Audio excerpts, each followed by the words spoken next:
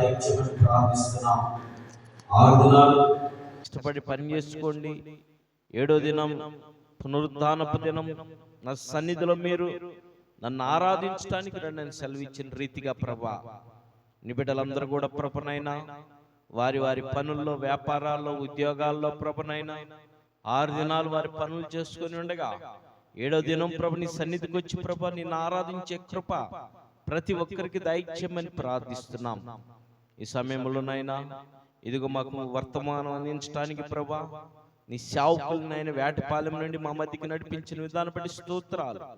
ప్రభనైనా నీ దాసుడినైనా brother Elisha గారిని, అలాగే బ్రదర్ శ్రీనివాసరావు గారిని ఎత్తి పట్టుకొని ప్రభా నీ బిడ్డల ద్వారా నాయన మా సంఘంలో, మా గ్రామంలో ప్రభా అయ్యా మా కాలనీ బిడ్డలందరికీ కూడా నాయనా ఒక గొప్ప ఆశీర్వాదకరంగా, దీవెనకరంగా, మేలుకరంగా, రక్షణకరంగా నీ కృప దయచేయి. నీ బిడ్డలను ఎత్తి పట్టుకొని నువ్వు మాట్లాడమని ప్రార్థిస్తున్నాం ప్రభా.